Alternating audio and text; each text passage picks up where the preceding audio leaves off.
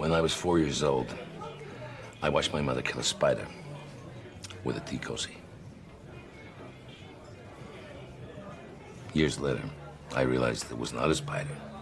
It was my Uncle Harold.